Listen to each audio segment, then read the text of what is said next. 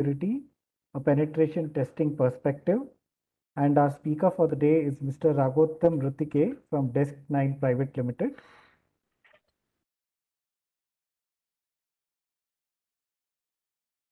I would just like to provide you with an overview of the recent Samgachadvam webinars that we've completed. We recently completed our 50th Samgachadvam webinar, which was on the topic of Vulnerability Assessment and Penetration Testing, or VAPT. That was a two-part webinar that was conducted by Mr. Nikhil Kulkarni, who is an independent security consultant. Today, we will have the webinar on the topic Cloud Security, a Penetration Testing Perspective by Mr. Ragottam Ritike from Desk 9 Private Limited. And the future webinars that we have scheduled are a two-part webinar on system security by Mr. Jason Joseph and Mr. Vijay Nagaraj on the 13th and 19th of January. And in future, we will have the series of network security webinars, which unfortunately could not be completed earlier by Mr. Swapnil Patnekar, for which the date and time will be announced. We'd like to request all of you to please subscribe to our YouTube channel. Our previous webinars can be accessed on the CySecK website at the link that you can see on your screen. That is https://cs-coe.isc.ac.in/samgachadvam-series. You can also subscribe to our YouTube channel for updates. That will help us in getting more traction, and it will also keep you abreast of the new events and webinars that we keep organizing from time to time.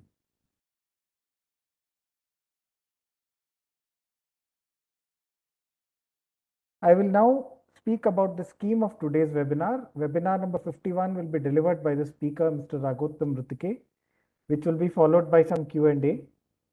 There will be an assessment for today's webinar, which will be based essentially on the different aspects of cloud security that will be covered by the speaker today. So please pay careful attention to whatever the speaker says. The assessment itself will contain 15 multiple choice questions. It will be kept open only for 60 minutes, and then it will be followed by webinar feedback. We request you to use a Gmail ID to take the assessment and to not use multiple mail addresses per participant, as that would be very confusing. This would also be useful once we open up our internship portal. CySecK is planning to launch its student internship portal, in which the students who attend these Samgachadvam webinars and clear the certification would be eligible to receive certain points. Receiving certain points would place you at an advantage in securing internships in certain firms. So therefore, please pay careful attention to the webinar and take the assessment very seriously. And it is recommended that you use the same Gmail address to register for all events and webinars and for all assessments that are organized by CySecK, as that would help us to identify the participant accurately, and it would also help you in collating your reward points that are rightfully due to you. Participants who score 10 or more answers correct out of 15 would be eligible for a certificate. It's now time for me to introduce to you Mr. Ragottam Ritike, who is our speaker for the day. He is a Red Team lead at Desk 9 Private Limited in Bengaluru. Mr. Ragottam serves as the Red Team lead at Desk 9 Private Limited, which basically comprises of different organizations: Sign Desk, Legal Desk, Melento, and its affiliates. He is at heart a bug bounty hunter, and he comes with extensive work experience in red teaming and vulnerability management, which are spread across most major technology sectors. His primary areas of specialization are ethical hacking, cloud security, vulnerability management, threat intelligence, and incident response. He is a recognized expert on the same and has many bug bounty credits to his name, including 50 Hall of Fame entries, both in the private and government sectors, and also on the United Nations website. He has earlier worked with and continues to assist different ministries of the Government of India on aspects of cyber security. Raghottam completed his diploma in computer science from the Directorate of Technical Education, Government of Karnataka. Due to security reasons, he has chosen to keep his camera off, but you will be able to hear him. You can see his presentation, and likewise, he too will be able to hear you and address your queries. I will now speak a little about the topic and content of today's webinar. Cybersecurity is not just a critical domain, but is also a complex topic. In the Samgachakam series of webinars, we aim to provide an overview to each of these domains, with opportunities for conducting hands-on activities and also with some pre or post reading that could help you go into further depth. We hope that this will kindle your interest to explore further. The topic of today's webinar is Cloud Security, a Penetration Testing Perspective. And in this webinar, our speaker, Mr. Raghottam Ritike, will provide an overview of the following topics. Types of cloud computing, cloud hacking basics, Docker hacking, Kubernetes hacking, Amazon Web Services, AWS hacking, GCP hacking, and an add-on that is Advanced Google Dorking. We are planning to conduct the next webinar on the topic of system security by Mr. Jason Joseph from SignDesk on Friday, 13th of January 2023. We will announce the schedule and open registrations for the same tomorrow. Please watch the CySecK website for more updates in this regard. I would now like to invite Raghottam to please share his presentation or to please share his screen. Raghottam, I hope I am audible. Yes, Abhishek, thank you for your introduction. Yeah, Let me Raghottam, share can my you just come a screen. little closer to your mic? Hello, I'm audible, right? Yeah, you're audible, but Okay. you're a little feeble. Can you come a little close to your mic or maybe use earphones? Okay, sure. Now I'm audible. Yeah, you're audible, Oh, but you okay. can just be a little loud. Okay, sure.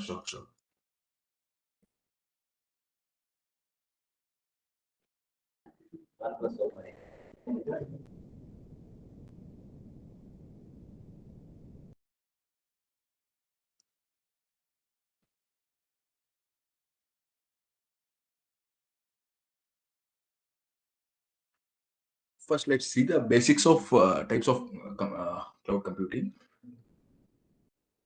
and SaaS, software as a service. Pay to use some sort of software, for example, Office 365, Dropbox, and Slack, and all considered as SaaS. All you have to do is log in and you can access your application. Next, infrastructure as a service. Pay to use rent infrastructure, for example, online virtual machines and storage buckets are considered as infrastructure as a service. Yeah, Raghottam, I think Hello. you can be a little closer to your microphone Sure, and sure, sure. speak a little slower so that Okay, everyone is able to hear you. sure. And platform as a service. Pay to host an application, for example, might upload your backend API to PaaS system, making it available to the world. You only have to worry about your source code here. Everything else is taken care of the cloud provider.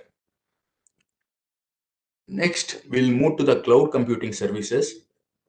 For the most every cloud provider offers the similar service. For example, suppose you want to spin an virtual machine.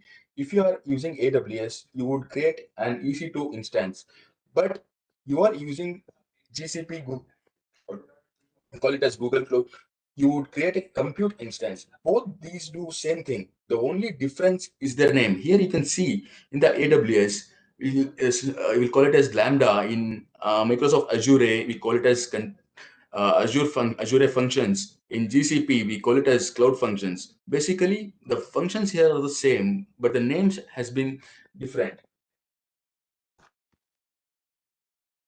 And cloud providers have to stick to a scaled security responsibility model. We are responsible for security in the cloud, such as security for our operating environment, including our applications, servers, user controls. The cloud service provider is responsible for the security of the cloud. In the AWS shared responsibility model, AWS infra that runs all the services offered in AWS cloud. This infrastructure is composed of hardware, software, networking, and facilities that run AWS cloud services.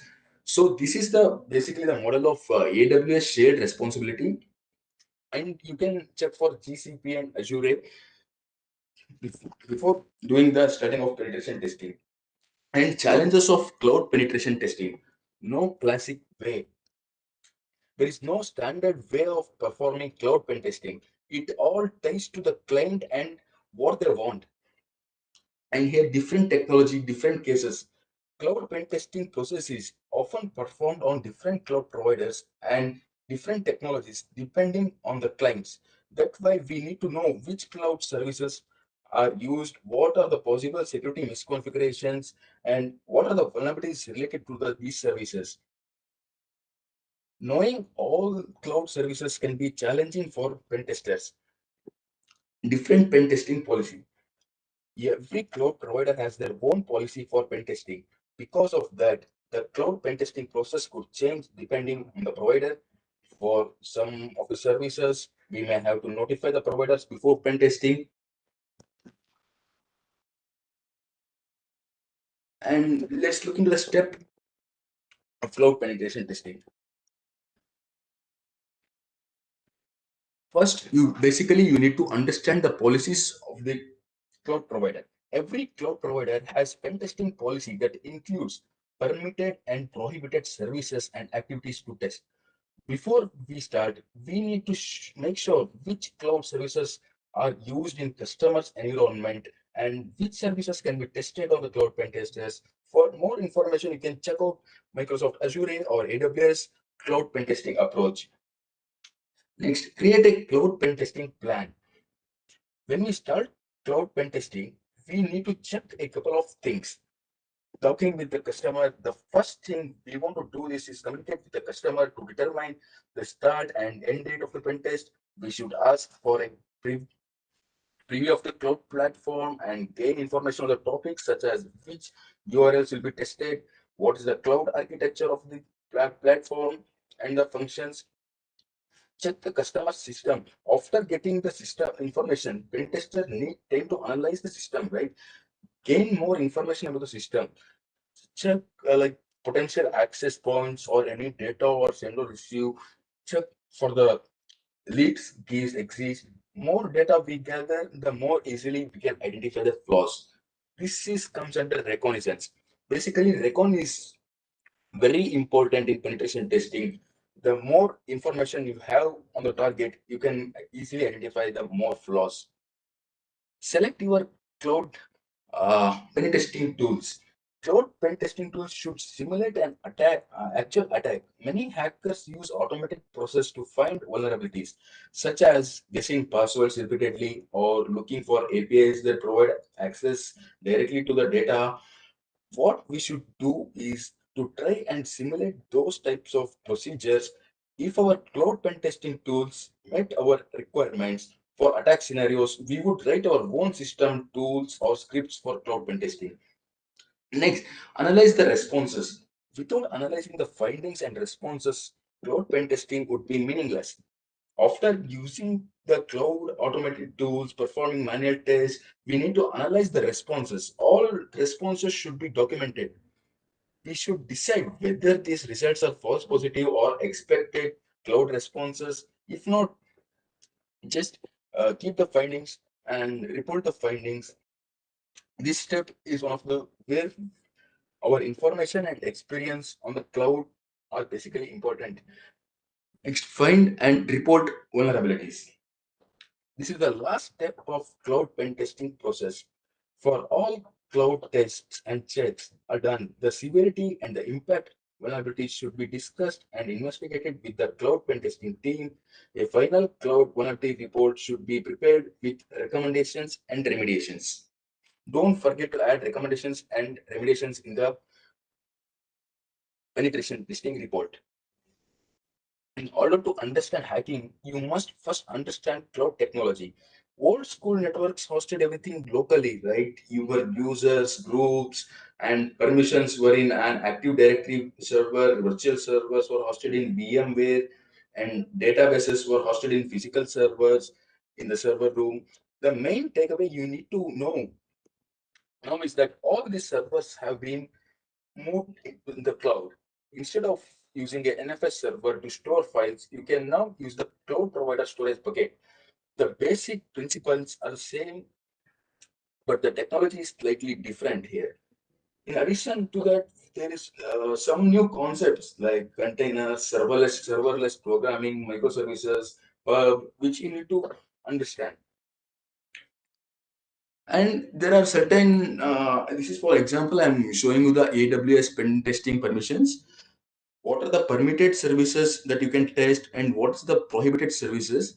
Permitted services are EC2 instances, NAT gateways, and ELB, RDS, CloudFront, Aurora, API gateways, AWS Lambda, and Lambda Edge functions, light cell resources, and elastic beanstalk environments. Prohibited services usually comes like denial of services, distributed denial of services, bolts flooding, request flooding, like you are making a number of attempts to gain username and password, that is called password spraying or brute force attack, and protocol flooding, and it is not permitted in the AWS platform. So there are certain number of permitted services and prohibited services. You, before starting pen testing, you need to look into it so that you are in the zone of pen testing or not. And let's see this is the attack surface of AWS. And I am user role permission assessments, database brute force attacks, insecure data storage, privilege escalation review, user password spray attacks, S3 bucket permission testing, port and vulnerability scanning for EC2 instance. This all the surface attack surface of AWS environment. Here you can see the attack surface of Azure, user enumeration, password spray attack against users, port and vulnerability scanning of VMs, asset inventory and configuration review, guest Azure AD access storage, account permission testing, SharePoint or drive information sharing, sensitive data in Azure resources. Then let's talk about IAM, Identify and Access Management. It's a framework of policies and technologies for ensuring that the proper people in an enterprise have the appropriate access to the technology resource. Basically, you can think of this as your Active Directory. You can manage your users, groups, and their associated permissions from here. But from an attacker's perspective, one of the most important things about IAM is your associated permissions. Cloud providers have very granular permissions which give you access to specific resource for specific persons, and several phases of the cloud hacking process rely on the permissions. So it is very important that you understand how each cloud provider implements this feature. Also note that almost all the privilege escalation techniques in the cloud rely on misconfigured IAM permissions. Then let's go to the basics of cloud hacking. And here we can see initial access, enumeration, and privilege escalation. So, like in the initial access, we have server-side request forgery, source code, environment variables, phishing, cookies, cloud provider CLI. Sorry. SSRF, as it mentions server-side request forgery. As of right now, the most popular method for gaining access to cloud environment is server-side request forgery. Basically, SSRF is a technique used to gather cloud credentials from metadata service. Attackers can then use these credentials to log into the target cloud environment. Source code, another extremely popular technique used to compromise cloud accounts, is simply looking through the target source code for hard-coded credentials. Developers usually they leave hard-coded credentials in the files, right? It's uncommon to find credentials, uh, AWS, GCP, or Azure, and other cloud provider credentials being leaked on GitHub or any source code repositories like Bitbucket. Also, if you ever compromise a host, make sure that to check for a script that host that contain credentials. Next, environmental variables. Another popular place to store cloud credentials in environment variables. If you ever get an RCE on a host, you should definitely please check environment variables. Next, phishing. Phishing is a classic attack for compromising companies. So it's no surprise that it can be used to compromise cloud credentials as well. Just create a fake login page that looks like your target cloud provider login screen, and you can log in after successful paste credentials. Cookies. If you compromise your target machine, they're logged into a cloud provider and you can usually steal their cookies, right? An attacker could easily use those cookies to log in that via browser and cloud provider CLI. Regular users like to use browser but admin live in the terminal. Most cloud providers will also have their own CLI, which can be used via command line. These tools need to be able to authenticate to the cloud provider, which means the credentials are typically stored on disk. These credentials can be found in various locations depending on the CLI. Then next we'll go to enumeration part. So in enumeration, the first thing is IAM. IAM permission determine what you can or you can't do within the cloud environment. You need to map out what you can and what you have access or what you can't do. You might have restricted permissions to cloud buckets, but have full access to a series of databases. Infrastructure. If you are using a cloud provider, chances are you are using spin up infrastructure. Everything that can be found on your local network can be spun up in the cloud. You also need to know the infrastructure they have spun up, such as virtual machines, databases, cloud storage, load balancers, VPCs, WAFs, Docker containers and images, etc. Basically, you want to build a network diagram of cloud infrastructure so you can get a sense of what's going on. And collection. Once you figure out what you have access to, you can start searching and downloading sensitive, interesting information. For example, if you have access to a database server, you might try to make a backup and download it locally, right? If you have access to Docker image, you might download the image and inspect it for hard-coded credentials or the other vulnerabilities. Depending on what you have access to, this step will vary. Next is persistence. When you compromise a cloud environment, it can be short-lived unless you set up some kind of persistence in the environment. You can have persistence within the cloud environment itself or a piece of infrastructure similar to traditional hacking. Next, we'll go for privilege escalations. Here also, first thing is IAM.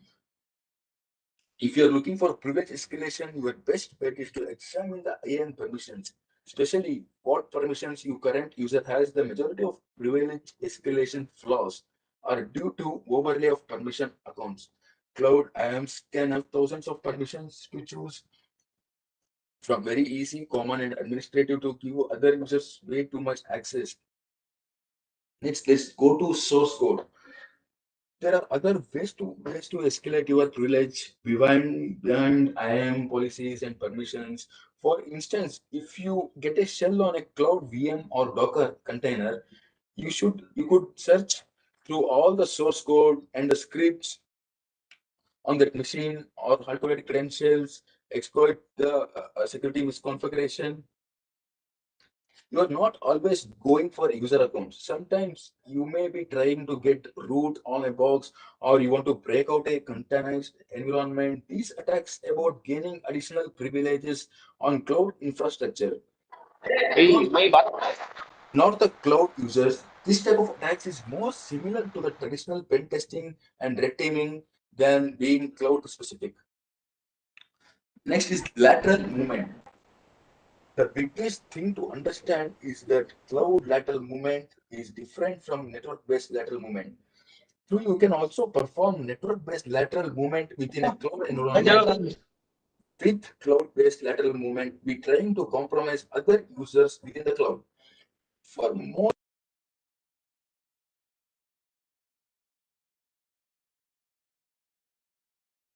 Yeah, Raghutam, you have any problem? Hello, I'm audible, right? Yeah, yeah, I Hello? think you just muted Yeah, yourself. yes. Okay.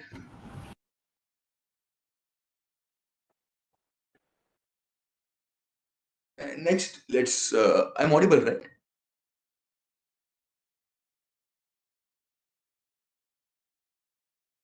Hello? Okay. Next, let's go to MFA. So that when you log into AWS console, just go to IIM. So you will see the number of users here, and you can see here in this in the picture, you can see most of the people doesn't have enabled an MFA, multi-factor authentication. This adds an extra layer protection. More than 99% of these identity related attacks are stopped by using multi-factor authentication and blocking legacy.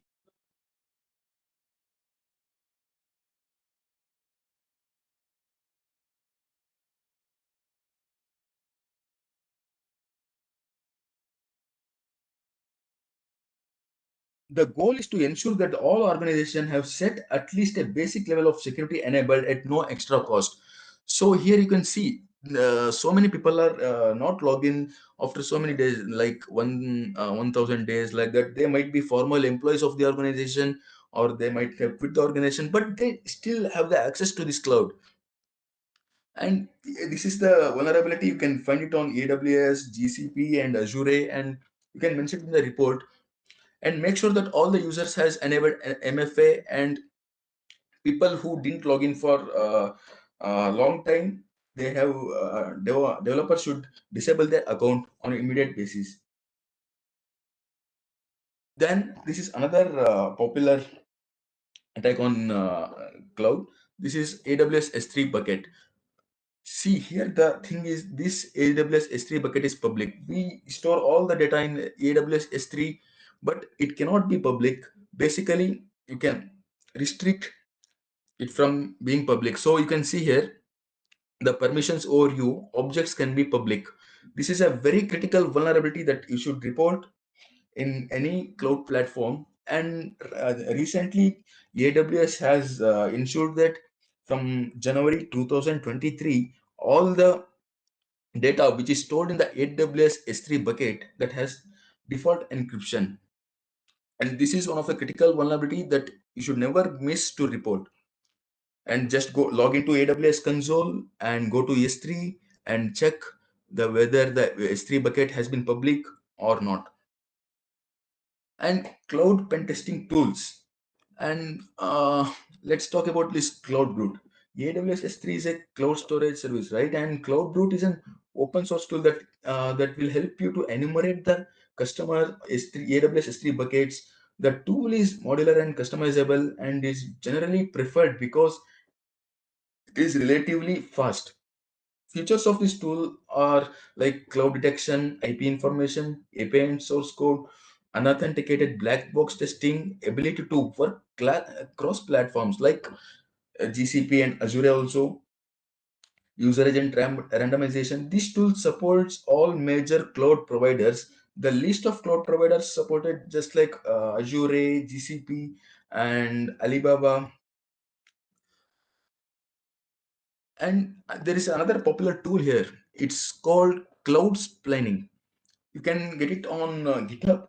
All you need to do is like open your Kali Linux and git clone and slash URL of this Clouds Planning, and just you have to run the tool. Clouds Planning is an open source tool that helps you to find out the violation of least privilege on AWS IAM policies by scanning all the policies in AWS account and giving you an HTML report.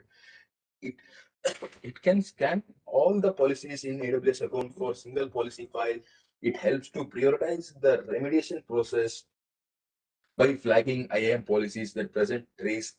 And cloud planning also identify the IAM roles that can be assumed by AWS. Flagging these roles is particularly useful for penetration testers or attackers under various scenarios. And here there is another tool called Enumerate IAM. I'm focusing on just like AWS, and these tools you can use it on other platforms also. So if AWS credentials of customers are ever stolen or captured, it would take a lot of time to find which services those credentials are authorized for. To ease up this process, an open source tool called Enumerate IAM can be used.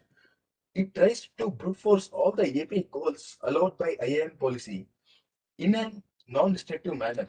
It won't harm, like it won't do a massive brute force on APIs. Other good part of this tool is that it can be easily integrated with other tools if needed.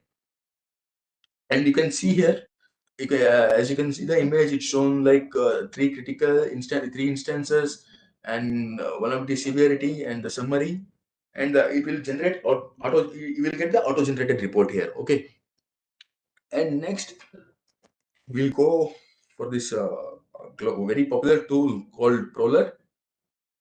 Prowler is a security tool, security assessment tool, which assesses AWS accounts to ensure that they will follow AWS best security practices. This is really important thing. This tool look into all the AWS best security practices and generate a report. Basically, you can see here it uses Soda to capture all the details of the open cloud providers like that, and how to use this tool. Just git space clone, add the URL here, and you can run the tool. Here you can use lossless explorer like -m mono report.txt. Prowler also has a GDPR audit, which can be used by this command, and it will automatically saves the report in a text file.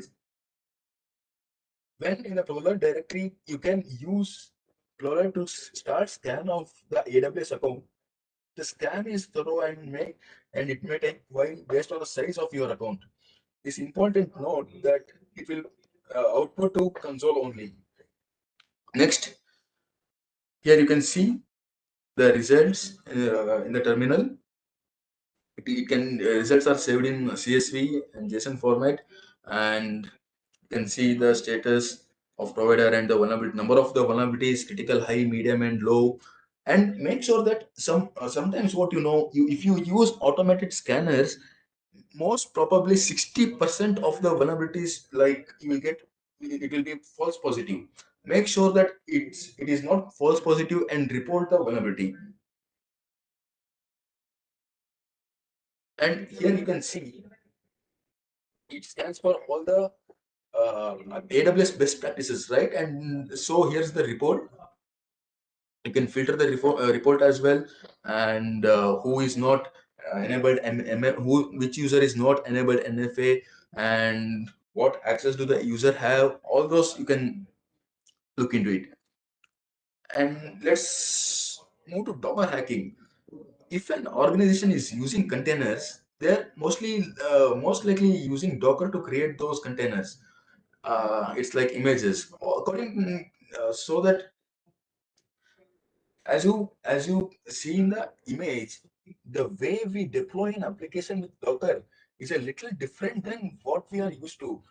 Docker runs on your host operating system, and each application or container runs on top of the Docker. And here you can here you can see in the image, when a client is trying to build an image, they can issue the build command. This command will build your Docker image, which contains the OS, application code, dependencies, and everything else. Once the image is built, you can save that to the container registry. A container registry is a repository or collection of repositories used to store images for Kubernetes, DevOps, and container-based application development. Now you are all set. You just want to deploy your image. You just have to pull it from the container registry and run it. And this in the Docker hacking, like let's go for initial access, like how to find publicly accessible Docker APIs. Now go to showdown.io. Here you search port 2375. Remember this? Port 2375 product Docker. Okay. And here so many Dockers are exposed. As you can see in the results, according to a report from Palo Alto Networks, more than 23,000 Docker containers are overshadowed. It includes both authenticated and unauthenticated publicly accessible Docker hosts. A simple search over showdown for Docker host will tell you that there are thousands of Docker hosts running on the remote APIs publicly exposed. When you install Docker on a system, it will expose an API on your local host located at port 2375. This API can be used to interact with Docker engine, which basically give you right to do anything you desire unauthenticated. Under these conditions, no external party will be able to access your Docker API as it isn't exposed to the world. However, this API can be changed that it can be accessed by external resources. If done improperly, this will expose the Docker API to the world. As you can see, that is in the showdown. And uh, to confirm that a desired host is running Docker, you make a GET request. I will show in the screenshot.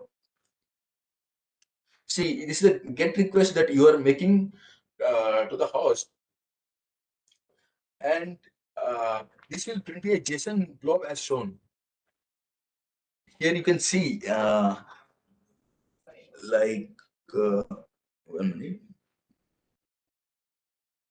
Once you have confirmed that the Docker API is exposed, I will generally move to the CLI version of the Docker. From CLI, you can execute the following commands and get a list of containers that are currently being ran. See, this is the commands basically Docker -h hostname and the port PS. And as you can see in the image, we have a single container running on port 80 with the name of get easily. We can easily pop a shell on this container by running the second command docker-h port host and the port and execute it. As you can see in the above image here, we dumped it into a root shell. From we are dumped into a root shell here. From there, we can do all kind of things. Depending on the Docker version, you may be able to exploit the breakout of container into host machine. You aren't just limited to popping a shell or the Docker container. You can do other things such as deploying your own Docker containers. This technique will widely used by cryptocurrency miners, which deploy containers or other people in the infrastructure. Next we'll go for Kubernetes hacking. Managing Docker containers can be difficult, which where Kubernetes come into play. According to, well, Kubernetes is an open source container system for automating computer application deployment, scaling, and management. A node is a worker machine in Kubernetes and maybe either a virtual or physical machine. Each node can contain several pods.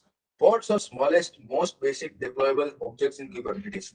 A pod represents a single instance of running process in your cluster. Pod contains one or more containers, such as Docker containers. When a pod runs multiple containers, right, the containers are managed as a single entity and share the pod resource. And one thing that's good about Kubernetes that is it manages the deployment of your containers automatically. If you want to have one container running on each node, you can easily do that. If you want to instantly scale up your containers, so there are 1,000 instances, you can do that too. Kubernetes makes the deployment of your containers extremely easy. And this is the attack framework for Kubernetes. This is a very huge framework, and whenever you got that, please go through it. And it's contain initial access, execution, persistence, privilege escalation, defense evaluation, credential access, discovery, lateral movement, such things. and based on this you can generate your own attacks. And in the same way what we did with the Docker, so we are going to do that in Kubernetes also. All you need to do, that is go to showdown, type their product Kubernetes. Here you can see the initial one which we are going to see, that initially there is an API has been exposed here. Once a Kubernetes service is detected, on the first thing to do, get a list of ports by sending a GET request. You can see in the image, it's the like GET request to the ports endpoint. The server should respond with the proper Kubernetes config files. As you can see in the here, with this information, it is possible to send a request to API service that will execute a provided command.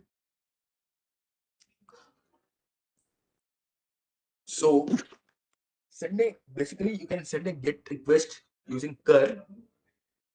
The command is like this. You can I will show you after that. I can copy this command also,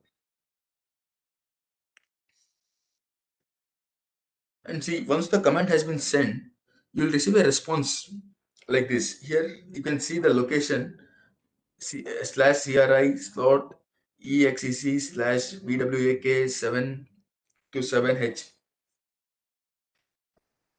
And in this image represents that it is successful and a WebSocket connection has been created now, already created. And you should just note the location down and the header value. The response value should be equal to this one slash CRI slash EXEC. And Amazon Web Services. In order to attack AWS, you must first understand this ins and out of AWS. Once you understand the technology, hacking it becomes easier. You can see in the picture that you can get the AWS CLI tool. It's a very best hacking tool you can ever have, and it can do it all. Basically, what the tools I have introduced to it, it can basically do it all. The first argument is service name. As we will learn later, AWS has hundreds of services for all kind of things such as big storage, virtual machines, databases, ground stations for satellites, and everything else you can think of. And there are hundreds of commands and subcommands. It would be impossible to remember all of them. However, the most tools, there is help command, AWS S3 help. If you don't know how to do it, just Google it or use some help command as shown in the image. So this is like all about the cloud penetration testing and cloud hacking. Basically, I hope you got an idea like how to start with the penetration test, how to take the information from the client, what you want to have, what's the shared responsibility model, and everything. And here's the add-on. Add-on is the like Google Docs. I will share my screen.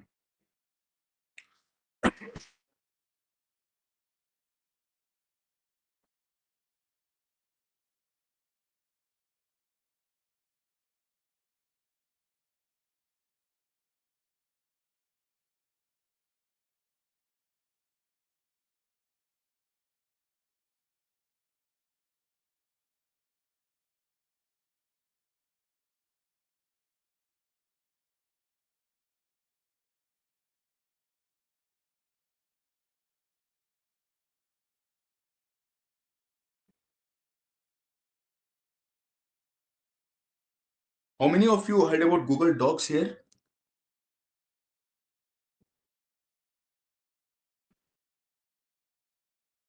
Anyone?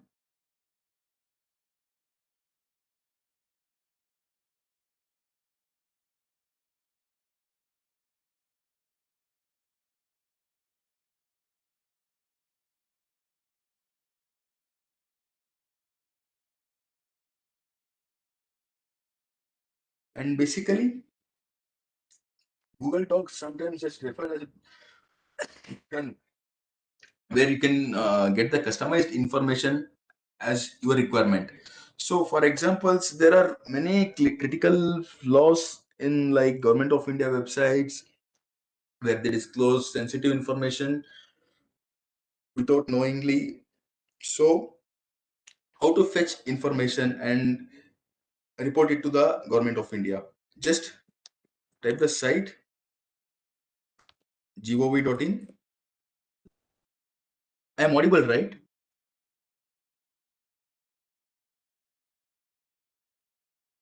Hello.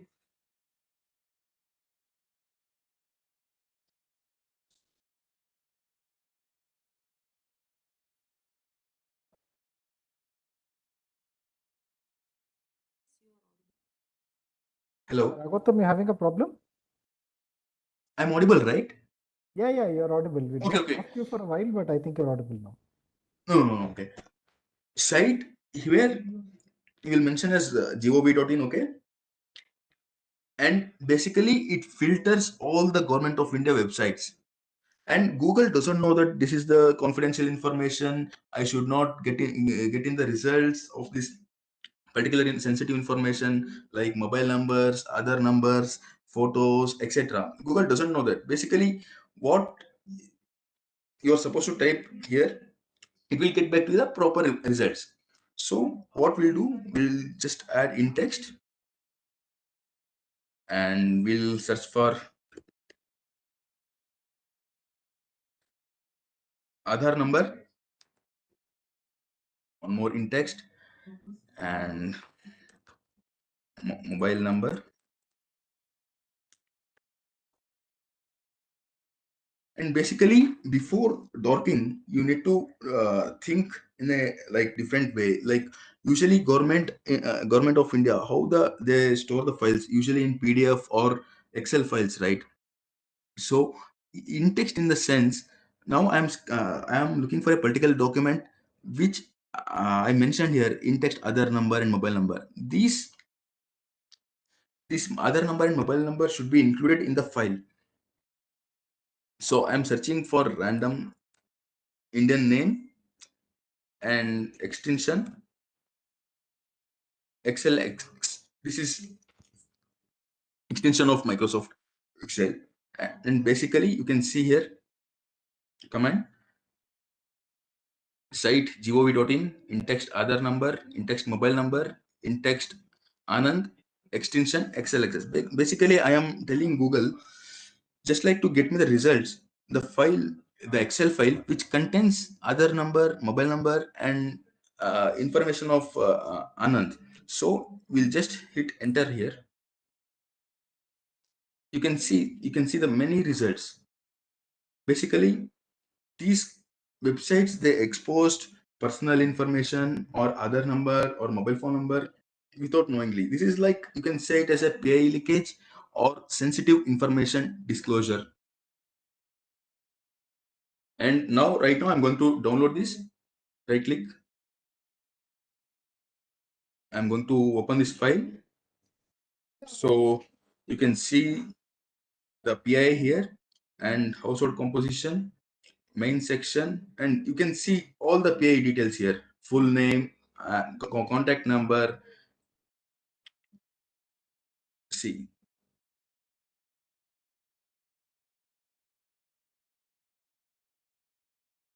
this file contains the PI.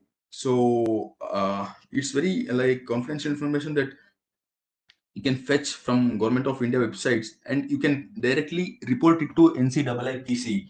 Why? They will add as you a contributor for securing the Government of India websites. You can download. See, there are multiple sites with multiple files you can available here. Just go survey.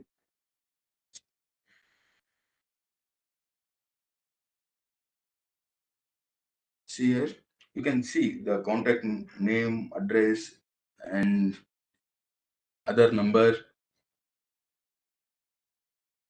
and everything. This is like very sensitive information that should not be there in Government of India websites. Kindly please search and report it to NCIIPC. And your contribution will be added to for securing the Government of India websites.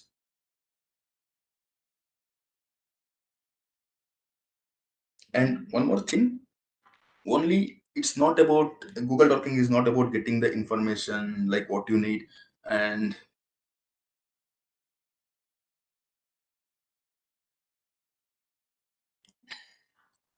this is called GSDB. You can see the multiple dorks here. You can download, and for now I'm showing you one of my dork.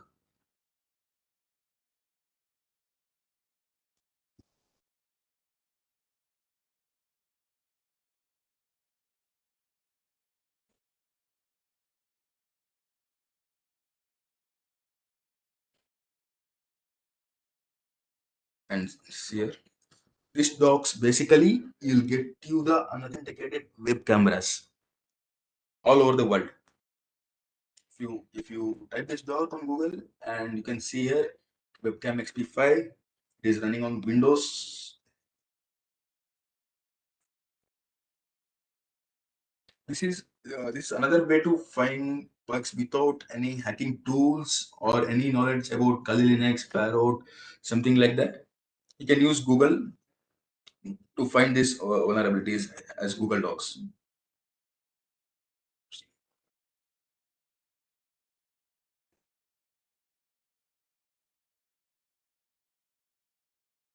You can see now.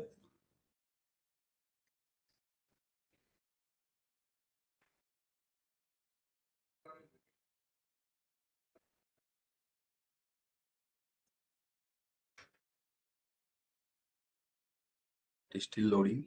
Why it's not loading here?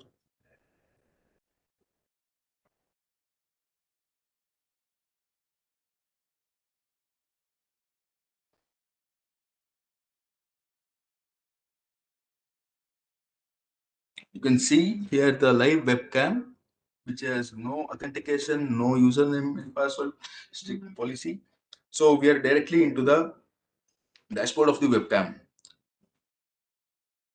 So if you target any sites on bug bounty or something like that, make sure you use Google Docs.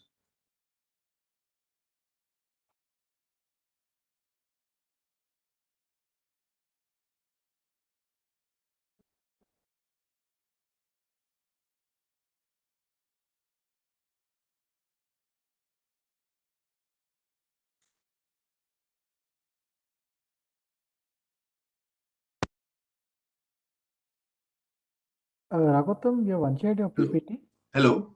Yeah, you have unshared your PPT. Sorry. Your presentation, you have unshared it. Unsaid. Okay. 1 minute.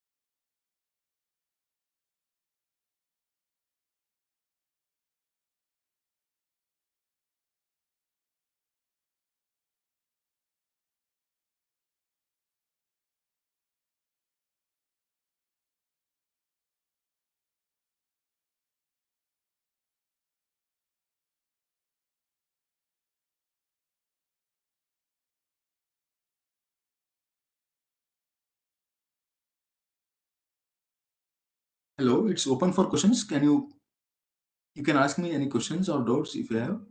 Yeah, we'd like to thank Raghutam for this, very thought-provoking presentation. I'm sure all of us were very excited to see this, and not only that, a whole lot of things, a whole lot of web applications, I think we tend to consider very secure. I think Raghutam has done a very good job of exposing their vulnerabilities. Now, having said that, there is one question from Mohammed Sami who asks, what about Metasploit and NAMP?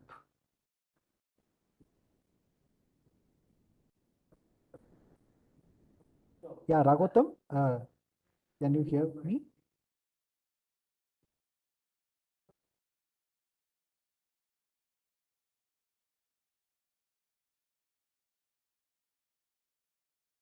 Hello,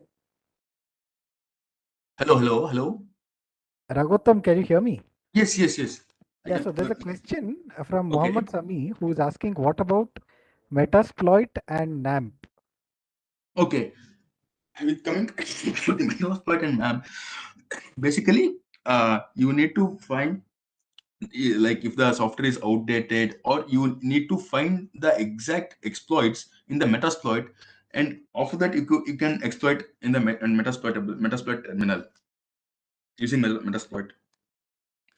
All you to need to do is like you should find their services and exact payload, so that you can there is a more chances of successful exploitation. If you do that, you can use that also for web application testing. Okay, Raghutam, the next question we have is from Deepa Habib who asks how to add permission in IAM account after creating a group. So just basically go to AWS dashboard, and there you just go to the user roles, and you can define the user permissions there. Only administrator or root privileged user can can make changes to other users user roles.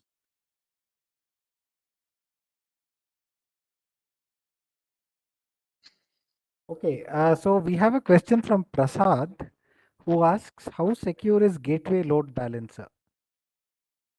Yeah,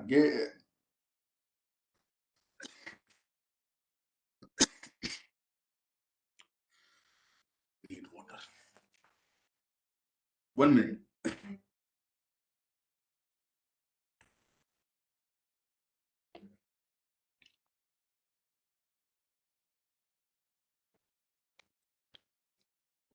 Hello. Yeah. So the question And is here how the and secure here is is the gateway load balancer? okay, and it actually it will defend application layer of denial of services or DOS attacks, and it's basically you can say it's secure from the AWS point of view.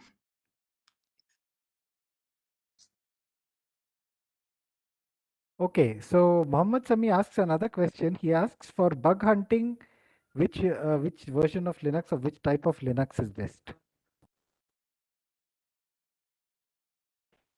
Like you can say you can see bug hunters usually now also before Kali Linux come into the picture. They have built backtrack 5. Even some of the hackers now they use backtrack 5. It's like about the all about your skills, and you can use updated Kali Linux rollout, which has been came, and it will be available on kali.org website, and all the tools and most of the tools that are added in the latest version. You can use Kali Linux or Parrot for bug hunting, and don't miss out the Burp Suite. It's the main thing. Burp Suite plus Kali Linux and Parrot, and you can register on HackerOne or Bugcrowd domain. So many programs you can join many programs, and you can start bug hunting there.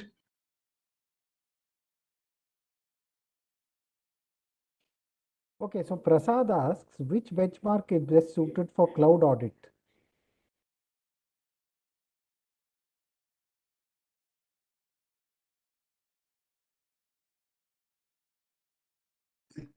Coming to cloud audit, it's like you can say that CSA and CSA star CS star. You can use it for benchmark as a cloud audit. Jyoti asks the question which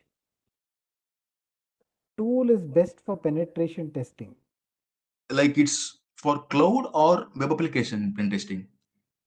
Yeah, so Jyoti, please specify whether it is for cloud testing or web application testing, and Raghutam will respond accordingly. And in the meantime, Mohammad Sami asks, using tools from the dark web is unsafe or safe? Yes, definitely. Do not use any cracked APKs or any other tools which is available on dark web. Basically, they are backdoored or malware injected. Do not use any third-party tools. Also, don't use any dark web tools which is available free of cost in the market, like Dark Track, Alien. You can hide most of the tools like in the dark web as a malware. Do not use all the things. It's basically not safe. Okay, Jyoti, can you please clarify whether you meant web application testing or cloud testing?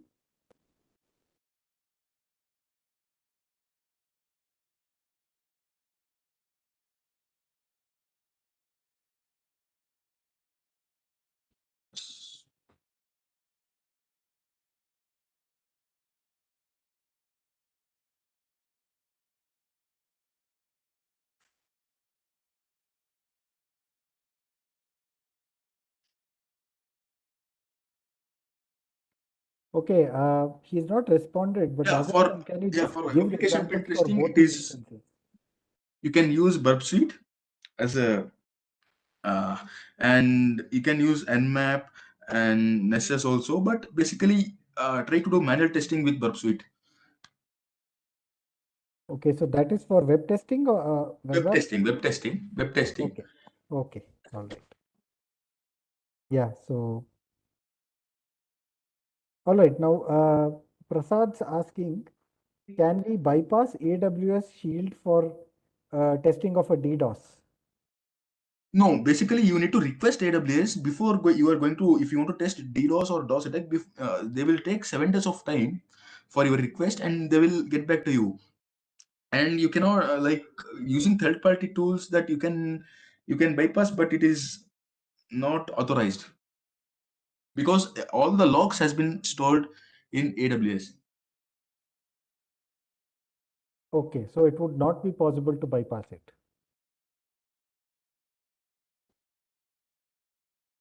Okay, so which is good, Burp Suite or OWASP Zap? Yeah, of course, Burp Suite.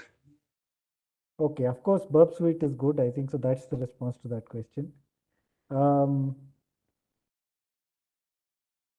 yeah, so please explain what is a Terraform tool. What is it? Terra. Terraform, Terraform.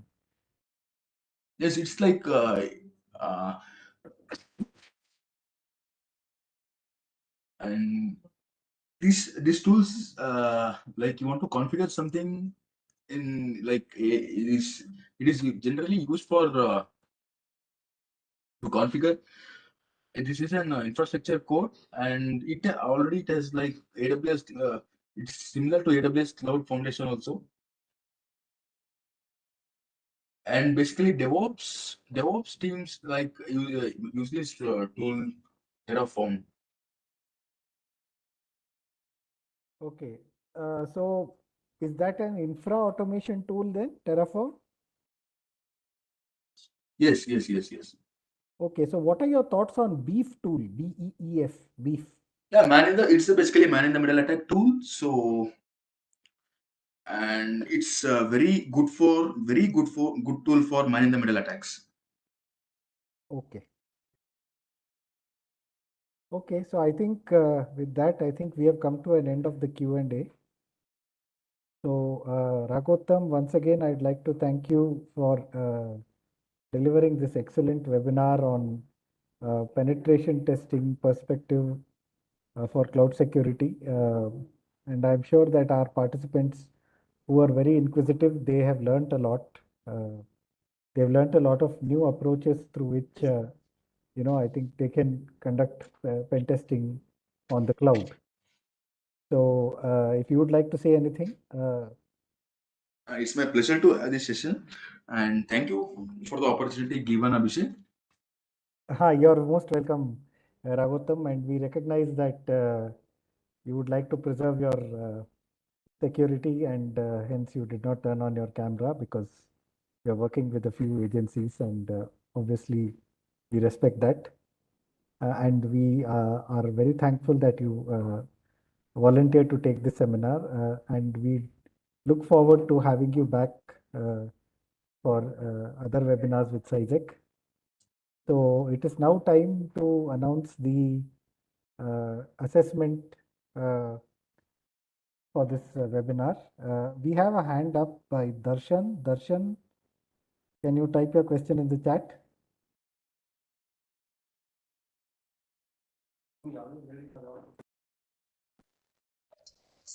Darshan, can you please type your question in the chat?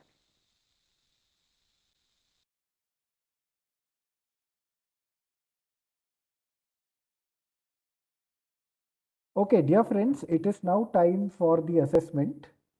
So I will be pasting the link to the assessment in the chat box. This assessment is essentially a set of questions that is based on the content of the webinar that was just delivered by Raghutam.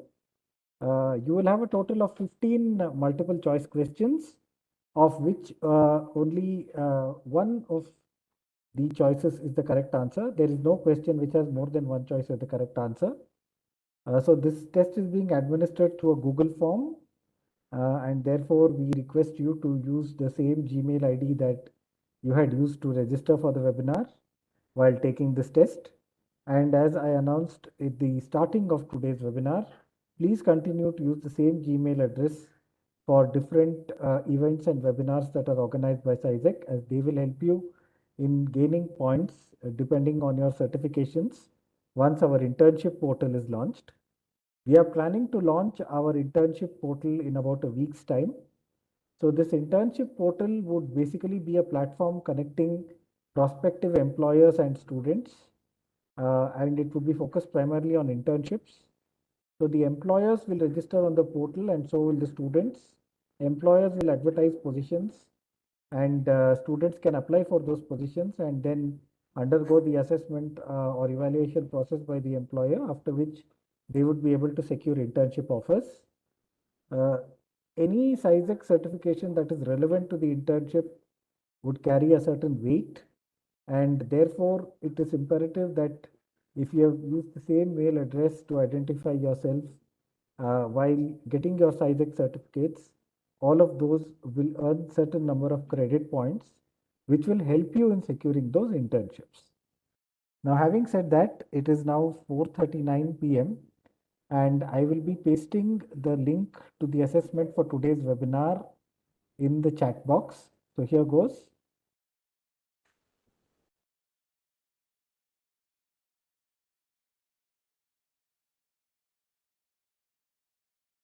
I have pasted the link to the assessment in the chat box, and this assessment, dear friends, will remain open for 1 hour, so that will be up till 5:40 p.m.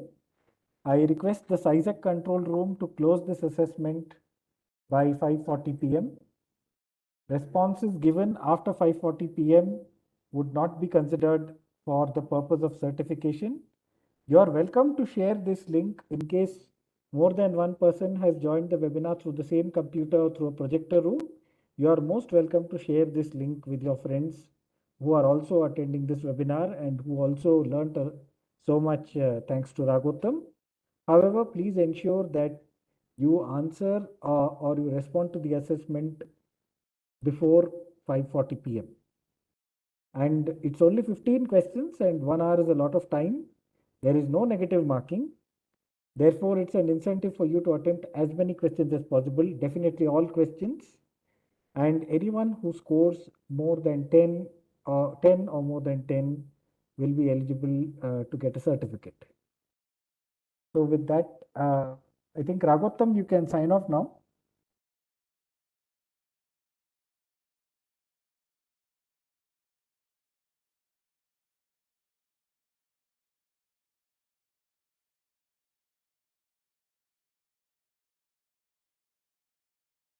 CySecK control room, you can end the webinar by about 4:45 p.m.